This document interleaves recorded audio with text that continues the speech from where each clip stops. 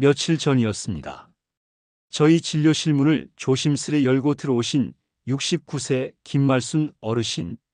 눈가에 잔잔한 주름이 가득했지만 그날따라 유독 힘이 없어 보이셨죠? 말씀을 꺼내자마자 눈시울이 붉어지셨어요. 선생님, 저는 진짜 이제 끝인 줄 알았어요. 무릎이 너무 아파서요. 하루 종일 걷는 게 고통이에요. 남편 산소 한 번 다녀오는 것도 힘에 부쳐요. 김 어르신은 몇 년 전부터 무릎 통증을 느끼셨다고 합니다. 처음엔 별거 아니겠지 싶어 넘기셨지만 최근 몇 달 사이에 통증이 부쩍 심해지면서 병원을 다니셨다고 해요. 그런데 갈 때마다 듣는 말은 같았습니다. 연골이 많이 다르셨네요. 나이 들면 다 그렇죠. 하지만 저는 뭔가 이상하다고 느꼈습니다.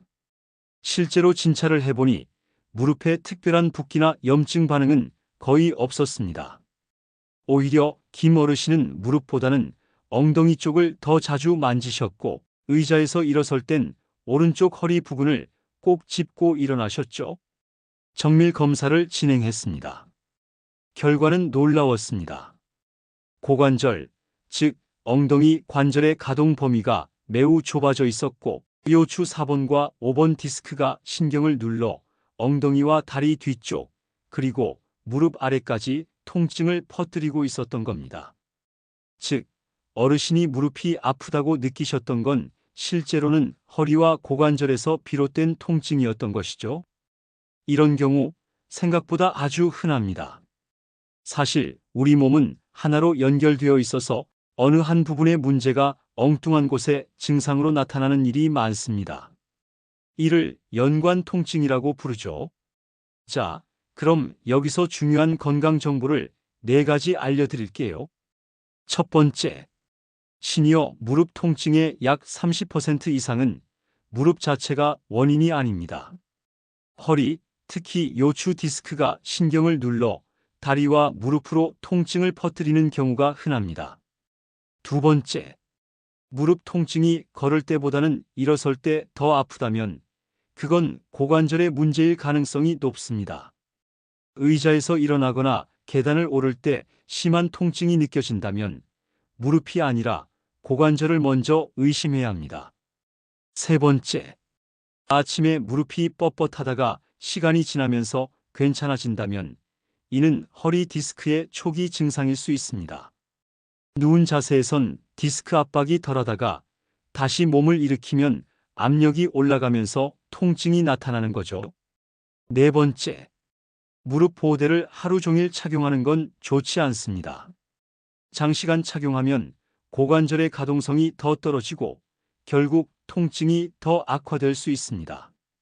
꼭 필요할 때, 예를 들어 외출이나 계단을 오를 때만 착용하는 것이 좋습니다. 그렇다면 이런 통증 어떻게 줄일 수 있을까요? 김 어르신께 제가 권해드린 방법은 복잡하지 않았습니다. 아침에 일어나자마자 누운 상태에서 엉덩이를 들어 올리는 동작 10회. 간단하지만 고관절과 허리를 깨워주는데 효과적인 운동입니다. 계단을 오르기 전엔 다리를 바깥쪽으로 원을 그리며 천천히 돌리는 고관절 원 그리기 스트레칭을 1분만 해보세요. 단단했던 엉덩이 근육이 풀리면서 무릎 부담이 줄어듭니다. 무릎이 아플 때마다 바로 냉찜질부터 하시는 분들 많죠. 하지만 아침 시간이라면 따뜻한 수건 찜질이 훨씬 효과적입니다. 혈류를 도와서 굳은 관절이 풀리기 때문이죠. 그리고 보호대는 꼭 필요할 때만, 걷거나 움직일 때 일시적으로 착용하고 집에 있을 땐 빼는 게 좋습니다. 김 어르신은 이 4가지를 매일 지켜주셨어요. 그리고 한 달 후 다시 내원하셨을 때 활짝 웃으며 이렇게 말씀하셨습니다. 선생님, 요즘은 손주 데리고 동네 한 바퀴 도는 게 낙이에요. 무릎이 덜 아프니까 삶이 편해졌어요. 무릎이 아프다고 해서 무조건 무릎이 문제는 아닙니다. 우리 몸은 연결되어 있습니다. 무릎을 살리려면 허리를 살펴야 하고 고관절도 살펴야 하고 생활 습관도 함께 돌아봐야 합니다. 혹시 오늘도 무릎을 붙잡고 한숨 지으신 분이 계시다면 그 무릎이 보내는 신호를 그냥 넘기지 마세요. 당신의 무릎은 말하고 있습니다. 이제 허리도 좀 봐달라고요. 건강은 지금 챙겨야 내일을 편하게 만듭니다. 지금까지 여러분의 건강 파트너 할매할배TV였습니다. 좋아요와 구독은 건강한 습관입니다. 감사합니다.